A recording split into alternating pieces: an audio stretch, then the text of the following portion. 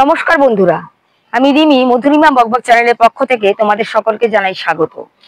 তোমরা যদি উচ্চ মাধ্যমিক পাস হয়ে থাকো, তোমাদের যোগ্যতা যদি উচ্চ মাধ্যমিক পাস হয়ে থাকে, তাহলে কিন্তু অবশ্যই এই ভিডিওটা তোমাদের জন্য। হ্যাঁ বন্ধুরা, 10 বছর পর এই নিয়োগ জারি হলো, যেখানে শুধুমাত্র উচ্চ মাধ্যমিক পাস হলেই তোমরা কিন্তু এই চাকরির জন্য আবেদন করতে পারবে। Government NIO recruitment 2025, government NIO recruitment 2025, যেখানে শুধুমাত্র উচ্চ মাধ্যমিক পাস, সে তুমি আর্টস বা কমার্স বা সায়েন্স যা নিয়ে পাস করে থাকো না কেন, শুধুমাত্র উচ্চ মাধ্যমিক পাস হলেই তোমরা আবেদন করতে পারবে। আবেদন কিন্তু অলরেডি শুরু হয়ে গেছে বন্ধুরা, আবেদন শুরু হয়ে গেছে 26/5/2025 থেকে, এবং আবেদন চলবে। আবেদনের শেষ তারিখ রয়েছে 24/7/2025 পর্যন্ত। 24/7/2025 অর্থাৎ এখনো কিন্তু তোমাদের হাতে সময় রয়েছে। যারা তোমরা এখনো আবেদন করোনি, তোমরা ঝটপট ভিডিওটি সম্পূর্ণ দেখো, কেননা আমি এই ভিডিওতে তোমাদের সঙ্গে সম্পূর্ণ তথ্য নিয়ে চলে এসেছি তোমাদের সামনে। তাই ভিডিওটি স্কিপ না করে পুরো ভিডিওটি তোমরা দেখো, এবং যারা এখনো তোমরা আবেদন করোনি, ঝটপট কিন্তু তোমরা আবেদন করে ফেলো। আর হ্যাঁ, এখানে তোমরা মেল এবং ফিমেল, ছেলে এবং মেয়ে উভয়ই তোমরা আবেদন করতে পারবে। আর সম্পূর্ণ পার্মানেন্ট চাকরিতে কিন্তু নিয়োগ করা হচ্ছে। অল ইন্ডিয়ার যেখান থেকেই তোমরা হও না কেন, প্রত্যেকেই তোমরা আবেদন করতে পারবে। অল ইন্ডিয়ার যে কোনো রাজ্যের যে কোনো জেলা থেকেই তোমরা আবেদন করতে পারবে, এবং তোমরা কিন্তু তোমাদের স্টার্টিং যে স্যালারি তোমাদের দেওয়া হয়েছে, সেটা কিন্তু 42,500 টাকা থেকে 42,500 টাকা তোমাদের স্টার্টিং স্যালারি কিন্তু হবে। তো এখানে কি কি পদে তোমাদের নিয়োগ করা হচ্ছে? তোমাদের নিয়োগ করা হচ্ছে দুটো পদ, জুনিয়র অ্যাসিস্ট্যান্ট পদ আর জুনিয়র স্টেনোগ্রাফার পদ। জুনিয়র অ্যাসিস্ট্যান্ট পদ, এই পদে নিয়োগের জন্য তোমাদের শুধুমাত্র উচ্চ মাধ্যমিক পাস হলেই তোমরা আবেদন করতে পারবে। আগেই বলেছি, কোনো রকম ভাবে উচ্চ মাধ্যমিক পাস, অর্থাৎ তুমি আর্টস নিয়ে পাস করে থাকো বা সায়েন্স নিয়ে করে থাকো বা কমার্স নিয়ে করে থাকো, সেটা কিন্তু ম্যাটার না। উচ্চ মাধ্যমিক পাস হলেই তোমরা জুনিয়র অ্যাসিস্ট্যান্ট পদের জন্য আবেদন করতে পারবে। আর জুনিয়র স্টেনোগ্রাফার পদে আবেদন করার জন্য তোমাদের উচ্চ মাধ্যমিক পাশের সঙ্গে কিন্তু অবশ্যই স্টেনোগ্রাফির সম্বন্ধে নলেজ থাকতে হবে। তোমাদের স্টেনোগ্রাফি সম্বন্ধে নলেজ থাকলে তোমরা জুনিয়র স্টেনোগ্রাফার পদের জন্য আবেদন করতে পারবে। আর তোমরা যারা মাধ্যমিক পাস করেছো, মাধ্যমিক পাস করার পরে তোমরা যারা ডিপ্লোমা কোর্স করেছো, অর্থাৎ পলিটেকনিক ডিপ্লোমা যদি কেউ করে থাকো মাধ্যমিক পাস করার পরে, তোমরাও কিন্তু আবেদন করতে পারবে। কারণ কি? কারণ মাধ্যমিক পাস করার পরে যদি কেউ ডিপ্লোমা কোর্স করে থাকে, তাহলে সেটাকে কিন্তু উচ্চ মাধ্যমিক পাশের সমতুল্য ধরা হয়। তাই তোমরা যারা মাধ্যমিক পাস করে কোনো ডিপ্লোমা কোর্স করে আছো, তারাও কিন্তু তোমরা আবেদন করতে পারবে। তাহলে বন্ধুরা, এখন জেনে নিই আমাদের বয়সসীমা কি দিয়েছে। বয়সসীমা যেটা দিয়েছে আমাদের, জুনিয়র অ্যাসিস্ট্যান্ট পদ, জুনিয়র অ্যাসিস্ট্যান্ট পদের জন্য আমাদের যে বয়সসীমা দিয়েছে, সর্বনিম্ন 18 বছর থেকে সর্বোচ্চ 28 বছর পর্যন্ত। সর্বনিম্ন 18 থেকে 28 বছর পর্যন্ত যাদের বয়স হয়েছে, তারা তোমরা আবেদন করতে পারবে জুনিয়র অ্যাসিস্ট্যান্ট পদের জন্য। আর জুনিয়র স্টেনোগ্রাফার পদ, এর জন্য যে বয়সসীমা দিয়েছে, সর্বনিম্ন 18 থেকে সর্বোচ্চ 27 বছর পর্যন্ত। জুনিয়র স্টেনোগ্রাফার পদের জন্য যে বয়সসীমা দিয়েছে, সর্বনিম্ন 18 বছর তোমাদের যদি হয়ে থাকে এবং 27 বছরের মধ্যে যদি তোমাদের বয়স হয়ে থাকে, তাহলে তোমরা আবেদন করতে পারবে। এটা কাদের জন্য? এই বয়সটা দেওয়া রয়েছে জেনারেল যারা রয়েছে তাদের জন্য। তোমরা প্রত্যেকেই জানো, তবু আবার বলছি, যারা তোমরা SC ST প্রার্থী রয়েছে, তোমরা কিন্তু 5 বছরের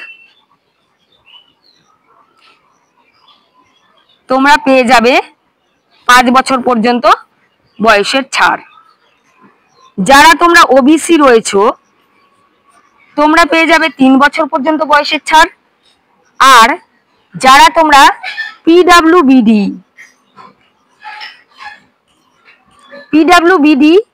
যারা তোমরা জেনারেল রয়েছে, তোমরা পাবে 10 বছর পর্যন্ত বয়সের ছাড়।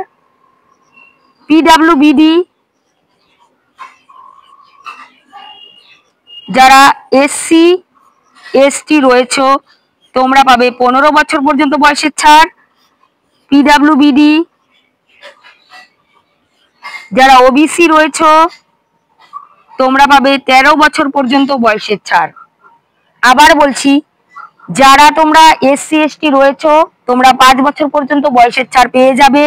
ওবিসি যারা রয়েছে 3 বছর পর্যন্ত বয়সের ছাড় পেয়ে যাবে, এবং পিডাব্লিউবিডি যারা আনরিজার্ভড রয়েছে তোমরা 10 বছর পর্যন্ত বয়সের ছাড় পাবে। যারা পিডাব্লিউবিডি এসসি এসটি রয়েছে তোমরা 15 বছর পর্যন্ত বয়সের ছাড় পাবে।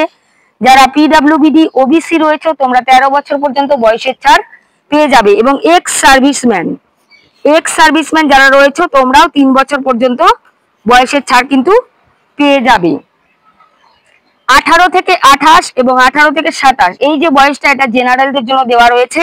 আর বাকি যারা তোমরা রয়েছে তোমরা নিজেদের বয়স ক্যালকুলেট করে নেবে অবশ্যই। সেটা কিন্তু তোমাদের যা লাস্ট ডেট যেটা দেওয়া রয়েছে 24/7/2025, 24/7/2025 এই যে ডেটটা তোমাদের দেওয়া রয়েছে এই ডেট পর্যন্তই কিন্তু তোমরা তোমাদের নিজেদের বয়সটা ক্যালকুলেট করে নেবে। এবারে আসি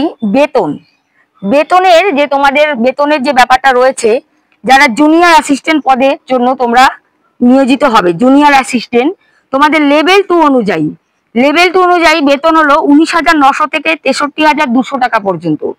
19,900 থেকে 63,200 টাকা পর্যন্ত তোমাদের বেতনের লেভেল রয়েছে। এবং তোমরা কিন্তু প্রথম মাস থেকেই পেয়ে যাবে 36,220 টাকা করে। প্রত্যেক মাসে তোমাদের বেতন হবে 36,220 টাকা করে।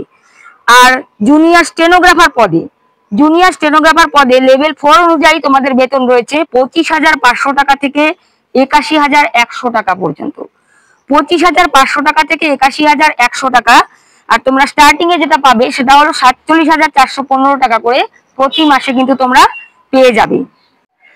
এবারে আবেদন যে তোমরা করবে, আবেদনের জন্য তোমাদের আবেদন ফি কি রয়েছে সেটা তোমাদের জানা দরকার। তাহলে সেটাও বলে দিচ্ছি। আবেদনের জন্য যে ফি তোমাদের রয়েছে সেটা হলো জেনারেল, ওবিসি এবং ইডাব্লিউএস তোমরা যারা রয়েছো, জেনারেল, ওবিসি এবং ইডাব্লিউএস তোমরা যারা ক্যান্ডিডেট রয়েছো তোমাদের লাগবে 500 টাকা করে। তোমাদের আবেদন ফি লাগবে 500 টাকা করে। এছাড়া যারা তোমরা রয়েছো এসসি, এসটি, পিডাব্লিউবিডি, এক্স সার্ভিসম্যান এবং যারা তোমরা মহিলা রয়েছো, এসসি, এসটি, পিডাব্লিউবিডি, এক্স সার্ভিসম্যান এবং মহিলা প্রার্থী যারা রয়েছে তোমাদের কিন্তু কোনো আবেদন মূল্য লাগবে না, কোনো আবেদন মূল্য তোমাদের লাগবে না। শুধুমাত্র যারা জেনারেল, ওবিসি এবং ইডাব্লিউএস রয়েছে তোমাদেরই 500 টাকা করে আবেদন মূল্য জমা করতে হবে। যারা তোমরা এসসি, এসটি, পিডাব্লিউবিডি, এক্স সার্ভিসম্যান এবং মহিলা প্রার্থী যারা রয়েছে তোমাদের কোনো রকম কোনো আবেদন মূল্য কিন্তু দিতে হবে না। বোঝা গেল? কোনো রকম আবেদন মূল্য তোমাদের লাগবে না। এবারে আসি সিলেকশন প্রসেস যেটা তোমাদের বলা হয়েছে সেটা হচ্ছে পেপার 1 এবং পেপার 2 দুটো পরীক্ষা তোমাদের হবে। পেপার 1, পেপার 2 আর দুটো পরীক্ষা কিন্তু তোমাদের একদিনেই হবে। ঠিক আছে, একদিনে দুটো পরীক্ষা হবে এবং দুটোই কিন্তু রিটেন এক্সাম তোমাদের দিতে হবে। এবার পেপার 1টা কি? পেপার 1টা হচ্ছে মেন্টাল এবিলিটি টেস্ট। পেপার 1 এ তোমাদের হবে মেন্টাল এবিলিটি টেস্ট এবং এটা কিন্তু শুধুমাত্র কোয়ালিফাইং নেচারের জন্য। হ্যাঁ, এখানে কোনো নেগেটিভ মার্কিং নেই, কোনো রকম কোনো নেগেটিভ মার্কিং এখানে নেই, শুধুমাত্র কোয়ালিফাইং তোমাদের করতে হবে। তো পেপার 1 এ তোমাদের কি থাকবে? পেপার 1 এ তোমাদের থাকবে হচ্ছে 100টি প্রশ্ন তোমাদের দেওয়া হবে। 100টি প্রশ্ন তোমাদের দেওয়া হবে। আর এই 100টি প্রশ্নের জন্য, এই 100টি প্রশ্নের একটি প্রশ্নের জন্য মান থাকবে হচ্ছে 2 নম্বর করে। মান থাকবে 2 নম্বর করে, অর্থাৎ 100টি প্রশ্নে যদি 2 নম্বর করে থাকে তাহলে 100টি প্রশ্নের জন্য মোট কত নম্বর হচ্ছে? 200 নম্বর। মোট 200 নম্বরের পরীক্ষা তোমাদের হবে এবং সময় থাকবে তোমাদের 2 ঘন্টা 30 মিনিট। সময় থাকবে 2 ঘন্টা 30 মিনিট। 100টি প্রশ্ন, একটি প্রশ্নের মান 2 করে, অর্থাৎ মোট 200 নম্বরের পরীক্ষা। সময় থাকবে 2 ঘন্টা 30 মিনিট। আর এখানে কোনো নেগেটিভ মার্কিং তোমাদের থাকবে না, শুধুমাত্র কোয়ালিফাইং নেচারের জন্য শুধুমাত্র তোমাদের কোয়ালিফাই করতে হবে পেপার 1 পরীক্ষাটি দিয়ে। এই পেপার 1 এ কোয়ালিফাই করার পরে তোমাদের হবে পেপার 2। পেপার 2 এক্সাম তোমাদের, তারপরে তোমাদের পেপার 2 এক্সামটা দিতে হবে। এবারে পেপার পেপার টুতে তোমাদের কটি সাবজেক্টের উপর পরীক্ষা হবে? শুধুমাত্র দুটি সাবজেক্ট, জেনারেল অ্যাওয়ারনেস আর ইংলিশ। এই দুটো সাবজেক্টের উপরে তোমাদের পরীক্ষা হবে, জেনারেল অ্যাওয়ারনেস আর ইংলিশ, এই দুটো সাবজেক্টের উপরে তোমাদের পরীক্ষা হবে। এবার জেনারেল অ্যাওয়ারনেস, এখানে থাকবে 50টি প্রশ্ন, আর ইংলিশ এখানেও থাকবে 50টি প্রশ্ন। জেনারেল অ্যাওয়ারনেস থাকবে 50টি প্রশ্ন, ইংলিশে থাকবে 50টি প্রশ্ন।